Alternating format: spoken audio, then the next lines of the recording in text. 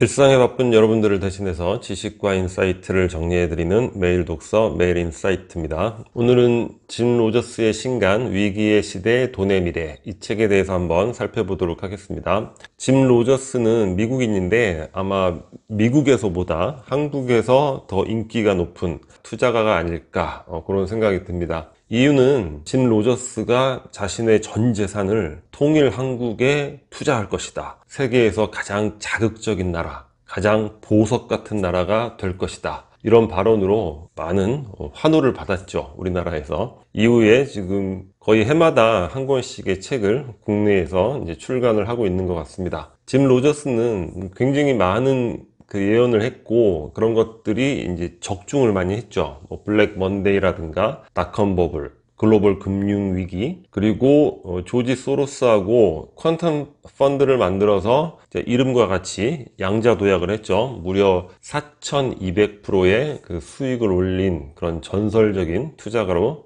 유명합니다. 이 책에서 조만간 자신의 인생의 최악의 경제 위기가 올 것이다, 이렇게 예언을 하고 있어요. 잠옷 기분이 이제 으스스하기까지 한데, 글쎄요, 최근에 출간한 그의 모든 책에서 조만간 베어마켓, 곰이 이렇게 찍어내리듯이 주가가 폭락하는 베어마켓이 근래에 올 것이다, 이런 예언을 계속 해왔는데 아직까지 그런 위기는 발생하지 않고 있죠. 물론 어떻게 될지는 모르겠지만 짐 로저스도 지금 우리 나이로 80세 정도 되시니까 과연 그의 직감, 이제까지 맞추었던 그런 예언들, 그런 직감력이 아직도 여전히 살아있는가, 그런 부분에 대해서는 약간의 의심도 이제 가져봅니다. 그리고 실제 그런 위기가 발생하지 않는 게 좋겠죠. 우리의 삶에 엄청난 피해를 입히게 되잖아요. 근데 이 짐 로저스의 책은 거의 모든 책이 이제 인터뷰를 통해서 인터뷰어가 그 책 내용을 정리한 그런 형식으로 지어졌는데,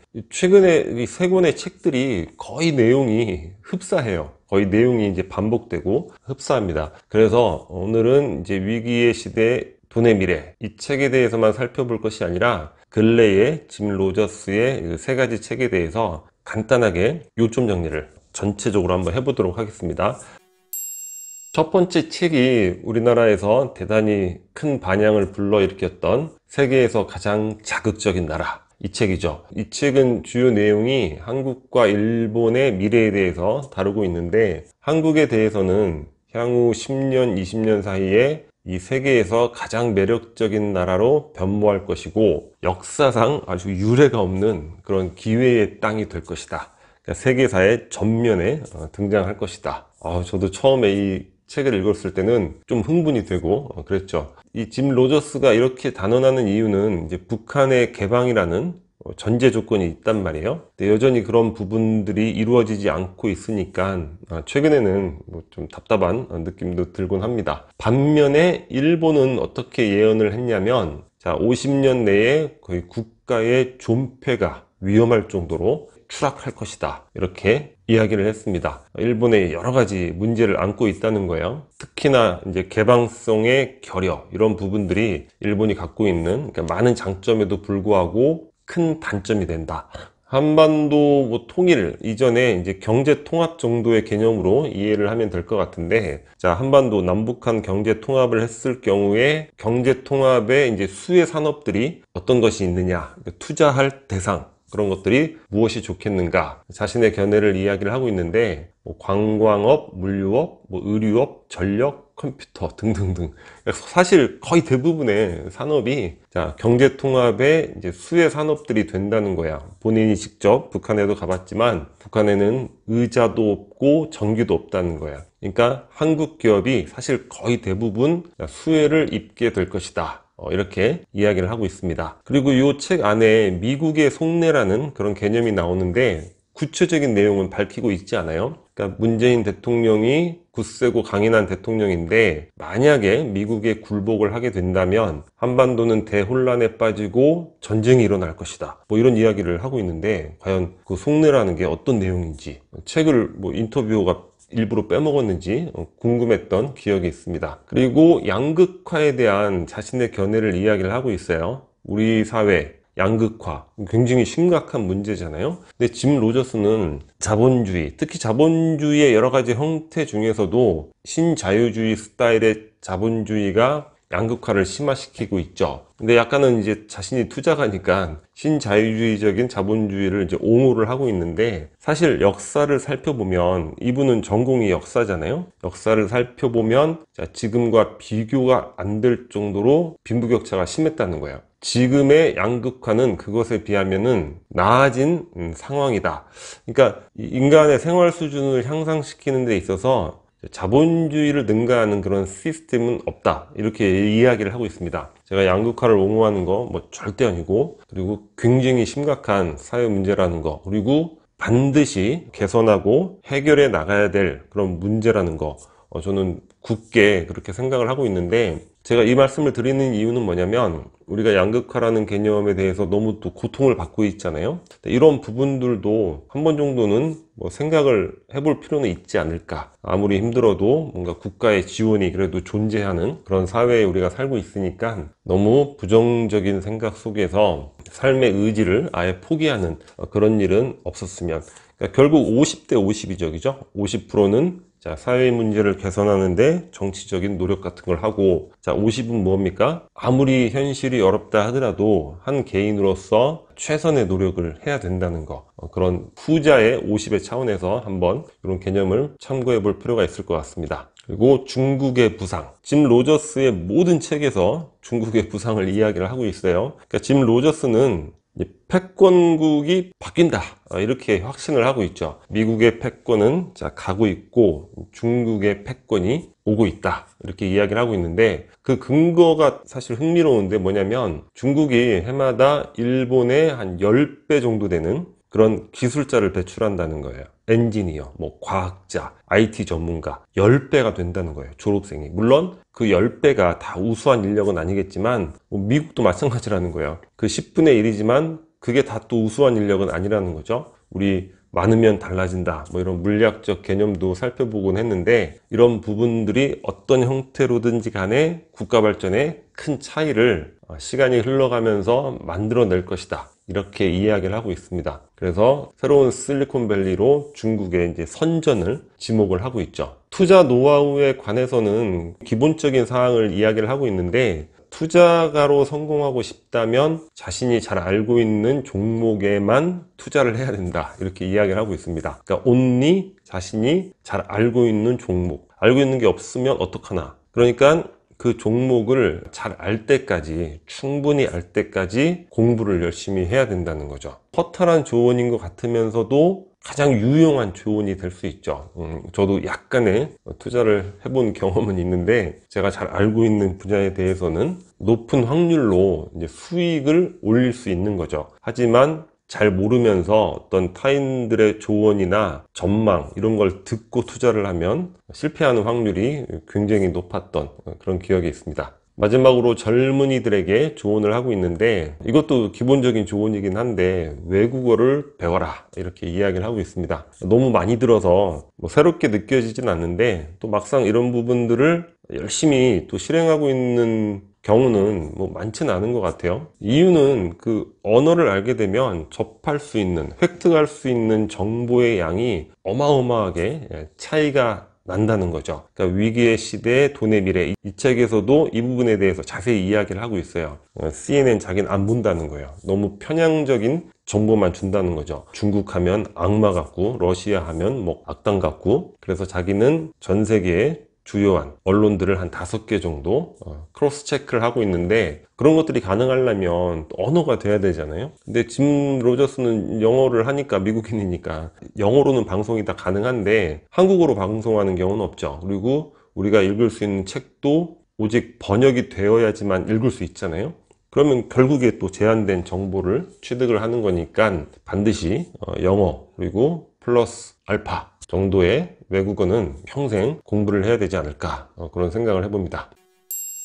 두 번째 책은 앞으로 5년 한반도 투자 시나리오. 세계에서 가장 자극적인 나라에서 이제 한 발 더 나아간 거죠. 보다 이제 구체적으로 한반도에 대해서 예언을 하고 있는데, 짐 로저스는 아까 역사학자라고 말씀을 드렸는데, 역사에 대한 그 깊이 있는 공부가 바탕이 되었죠. 옥스퍼드 대학에서도 공부하고 예일대에서도 공부하고, 그리고 거리의 투자가로 유명해요. 37세에 은퇴를 한 다음에 오토바이로 한 번, 두 번째는 이제 벤츠로 한 번, 두 번의 세계 일주를 합니다. 아주 주요 곳들만 다닌 게 아니라 뭐 아프리카 작은 나라부터 해서 전 세계 곳곳을 직접 다니면서 눈으로 확인을 하는 거죠. 그러니까 기존의 여러 가지 해안들, 많은 예언 적중률, 직감력 이런 것들을 발휘했던 역량도 바로 그런 역사적 해안에 플러스해서 현장을 직접 확인하는 이런 노력에 기인하는 것이 아닌가, 그런 생각을 해봅니다. 이 책 속에서 흥미로웠던 개념 하나가 뭐냐면 짐 로저스의 이제 부에 대한 생각이죠. 부라는 건 뭐냐면 뭐 돈이 많고 적고 그런 차원이 아니라 자유라는 거죠. 자신도 돈 자체를 벌고 싶어서 번 건 아니고 자유를 사고 싶어서 돈을 열심히 벌었다고 이야기를 하고 있습니다. 그러니까 37세에 불현듯 은퇴를 하고 세계 일주를 하는 거죠. 물론 은퇴하고 세계 일주를 했더니 투자할 게 더 많이 보이는 거예요. 그랬더니 또 투자해서 또 더 많은 부를 획득하게 됐죠. 근데 사람마다 이 부에 대한 생각은 다 다르다는 거예요. 그러니까 돈만으로 뭔가 충족되지 않는 사람들이 분명히 있잖아요. 각자가 생각하는 부에 대한 정의가 다 다르고 거기에 맞춰서 자신의 생활을 영위하고 삶을 이끌어 나가면 된다는 거죠. 절대적으로 타인의 기준은 나를 만족시키지 못한다는 거죠. 이 부분에 대해서는 우리가 꼭 한번 생각을 해봐야 될 것 같습니다. 평생을 사회적 환경, 사회에서 주는 신호만 받아가지고 그에 따라서 무감각하게 움직인다면 뭔가 진정한 인생을 살았다, 이렇게 이야기할 수는 없잖아요. 부에 대해서도 자신만의 철학을 갖고 그에 맞춰 생활하고 이제 행복을 얻는 것, 이런 것들이 중요하지 않을까 생각을 합니다. 이 책에서 왜 한국에는 투자를 하지 않냐, 경제통합, 통일한국에 대해서는 그렇게 막 예찬을 하면서 전 재산을 투자한다고 하면서 지금 사우스 코리아 왜 한국에는 투자를 하지 않냐 했더니 짐 로저스가 솔직히 이제 노스 코리아, 북한이라는 카드가 없으면 한국은 매력적인 나라가 아니라는 거예요. 저출산, 가계부채 이런 것들 여러분들 다 알지 않냐. 문제점들이 많은 나라다. 그런데 그러한 많은 문제에도 불구하고 한국은 뭔가 통일이라는, 북한이라는 이슈가 있기 때문에 그런 것들이 자연스럽게 해결될 것이다, 이렇게 이야기를 하고 있습니다.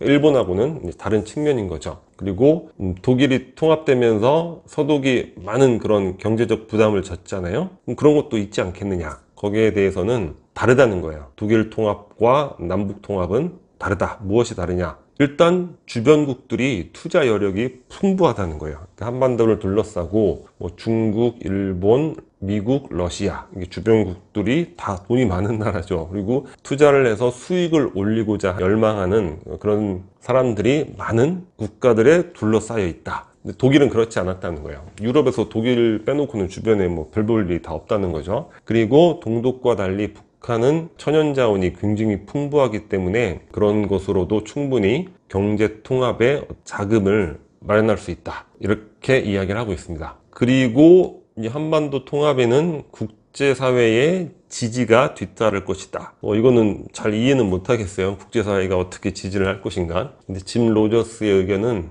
전 세계가 지금 새로운 성장 동력에 목말라 있다는 거예요. 그런 것들을 기존에 한 20, 30년 동안 누가 해왔습니까? 중국이 해왔죠. 전 세계의 새로운 성장 동력이 되어 왔고, 그런 것으로 인해서 또 세계 경제가 유지되어 오고 이런 측면이 있는데, 이제는 그런 것들이 없다는 거죠. 중국도 많은 문제를 안고 있기 때문에 그런 차원에서 유라시아 대륙의 어떤 끝단에 위치한 한반도, 양질의 노동력이 있고 풍부한 천연자원, 그리고 중요한 게 뭡니까? 물류의 허브가 될 수 있는 세계의 자본을 끌어모을 수 있을 것이다. 그런 측면에서 국제사회의 지지가 있을 것이다, 이런 이야기를 하고 있습니다. 신글로벌 투자 지형, 이 내용에 대해서는 이 세 권의 책에서 거의 동일한 내용들을 반복을 하고 있어요. 아까 말씀드렸듯이 베어마켓, 그다음에 최악의 위기, 가라앉는 일본, 뭐 대국 굴기 중국, 그다음에 러시아 낙관, 똑같은 이야기고 위기의 시대, 돈의 미래에서도 좀 디테일은 다르지만 또 반복이 되고 있습니다. 마지막으로 위기의 시대, 돈의 미래인데 앞에 두 권의 책에서는 베어마켓 이렇게 표현을 하고 있는데 이 책에서는 최악의 경제 위기가 온다, 뭐 이렇게 이야기를 하고 있습니다. 그렇게 겁을 잔뜩 준 다음에 뭐라고 이야기를 하고 있냐면, 자, 위기는 위험과 기회가 공존한다는 거예요. 그러니까 많은 사람들이 고통에 빠지겠지만 이 시기를 잘 보낼 수 있는 투자가에게는 또 경제 위기가 큰 기회가 된다는 거죠. 그리고 경제 위기라는 게 우리에게도 IMF가 있었고 뭐 글로벌 금융위기 계속 반복이 되고 있잖아요. 그러니까 자본주의 경제에서 뭐 자연스럽게 찾아오는 그런 하나의 사이클로 이해할 필요가 있다는 거예요. 우리가 막 공포에 빠져가지고 이 세상 끝났네, 그런 개념이 아니라 자연스러운 순환이다. 그래서 이 위기의 시대에 투자를 잘 해야 된다, 이런 이야기를 하고 있습니다. 그럼 어떻게 투자를 해야 되냐? 기본적인 조언들만 하고 있는데 인내가 필요하다는 거예요. 투자가에게는 인내에 대해서 계속 반복해서 강조를 하고 있습니다. 그리고 투자를 할 때 그 누구의 말도 절대 들어서는 안 된다는 거예요. 반드시 스스로 공부하고 스스로 판단해서 투자를 해야 된다, 이렇게 이야기를 하고 있습니다. 기본적인 거지만 우리가 반복해서 한번 사색을 해볼 필요가 있는 그런 내용인 것 같아요. 그리고 자신의 어떤 역사적 지식들, 해안, 그리고 아까 말씀드렸죠, 현장 탐방, 이런 경험을 통해서, 그리고 많이 이제 공부를 하면서 전 세계 여러 나라에 대해서 평가를 하고 있습니다. 인도라는 나라에 대해서는 이전 책에서는 굉장히 짧게 언급을 하고 있어요. 뭐 투자 국가로서 뭐 생각해 볼 만한 그런 요소가 전혀 없다, 그리고 끝이에요. 인도에 대해서는. 이 책에서는 인도 경제가 상당히 지금 위험하다, 이렇게 이야기를 했습니다. 관료주의가 아주 뿌리 박혀 있고 금융이라든가 외국인 자본에 적대적이고, 우리가 중국과 인도 함께 부상할 거라고 예상을 많이 했는데 인도는 그럴 가능성이 거의 없다, 이렇게 평가를 하고 있고,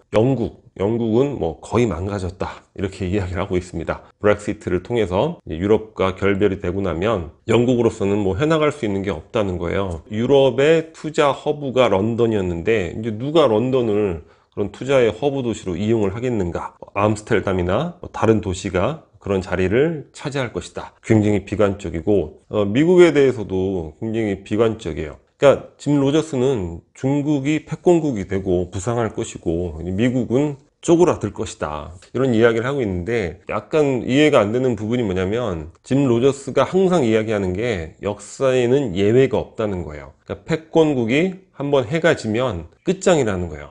기존의 사례들 뭐 스페인, 포르투갈, 뭐 기타 등등 다 이야기를 하고 있는데 중국만은 예외라는 거예요. 과거에 중국이 하나의 패권국이었다고 이제 인정을 하고 있죠. 과거에는 비교를 해보면 뭐 유럽 전체의 생산력보다 중국 한 나라의 생산력이 더 높았던 그런 시기가 있었는데, 패권국이었다가 아주 치욕을 당하고 다시 패권국이 되는, 그게 역사의 유일한 예외다. 이거는 조금 억셉이 잘 안 되는 것 같습니다. 미중 갈등, 이런 부분에 대해서 지금 모든 뭐 경제서적에서 아주 예외 없이 다루고 있는데, 어떤 형국으로 풀려갈까 잠옷 궁금하기도 하고, 우리에게는 아주 직접적인 뭐 이익과 관계된 부분이고 정말로 위기죠. 위험일 수도 있고 기회일 수도 있는 그런 상황인데, 짐 로저스는 좀 중국 쪽에 너무 편향된 생각을 하고 있는 것이 아닌가, 이 세 권의 책을 두루 살펴보면서 그런 생각을 좀 해보게 됩니다. 그리고 이제 개방정책, 아까도 말씀드렸잖아요. 일본의 사례, 개방성, 이런 부분들 이야기를 하고 있는데, 이 부분에 대해서 한번 생각해 볼 여지가 많지 않을까.